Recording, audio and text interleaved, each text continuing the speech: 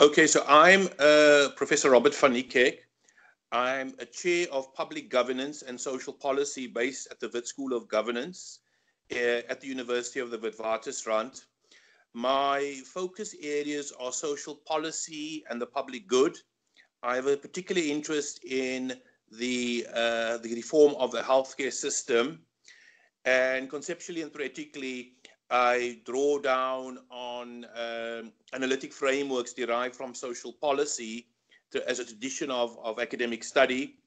And in this tradition, I'm particularly influenced by the work of Richard Titmuss on how you engage social strata in ways that help to develop public goods that are defended by all social strata in the society. So principles of social solidarity, principles of redistribution, principles of universalism. These are all the key attributes of my research in trying to understand how South Africa could develop public goods that are more inclusive and deal more fundamentally with our problems of inequality. And I take both an historical approach, but I'm also interested in contemporary problems of social policy on health, inequality, and welfare, for example. Okay, so fundamental to social policy is the well-being of citizens and the institutional arrangements that allow citizens to participate in the wider society as social citizens.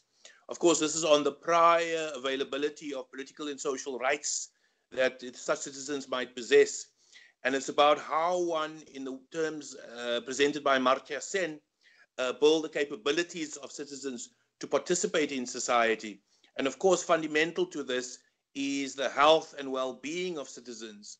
So how my work would overlap is that it actually is fundamentally concerned with problems of healthcare provision, but not only problems of healthcare provision per se, it's about healthcare provision and how it helps us think about how we can build a more inclusive society through ensuring and enabling the health of citizens in ways that just don't meet their medical condition, but they allows them to participate as active citizens within the wider society. And I think this is some of the things that lie at the core of the work that you're doing.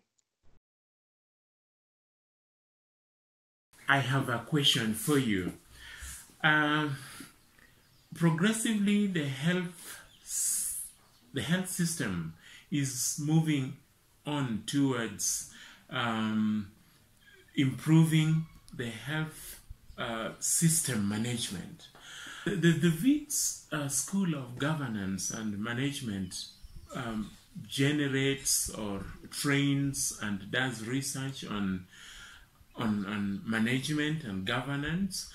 My question relates to, do you have any programs focusing on health systems management? Specifically, I am interested in issues of non-communicable diseases and epidemics management. For a long time, our health systems have focused on communicable diseases.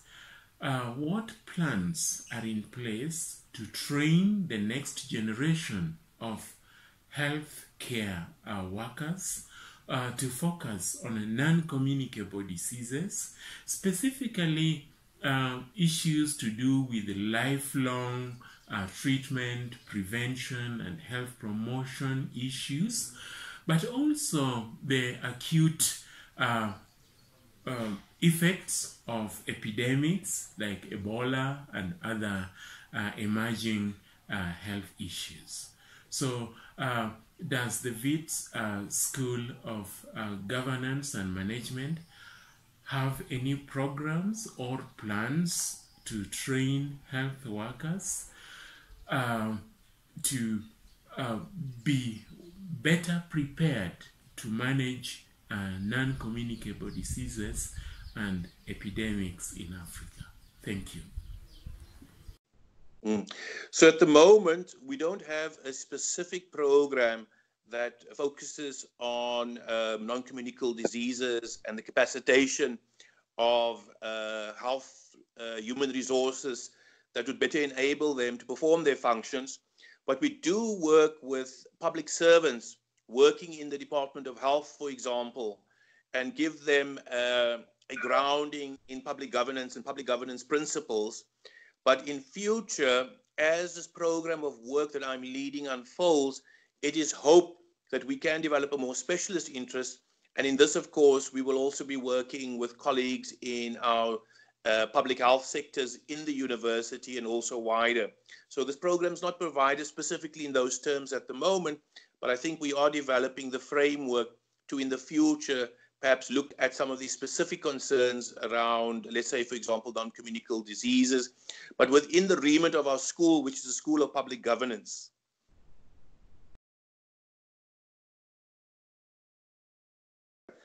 So I was very interested to discover that Kenya is investing in its own ARV supply capacity. By this, I mean specifically that it's building a pharmaceutical company that will mean that the Kenyan supply of ARVs can be indigenized, which means that it can actually be provided locally through the country without having to rely on European pharmaceutical companies.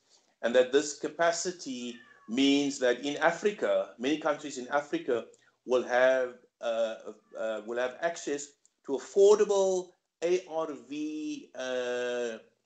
drugs without having to rely on Western societies. And I think this is an incredibly important intervention, and I'm quite keen to know more about this and how this intervention on Kenya developing its own pharmaceutical companies for ARVs will tackle the problem of HIV infection in the country, given that Kenya is one of the fourth largest countries which have a problem in Africa with HIV infections. So that's what I'm interested in knowing.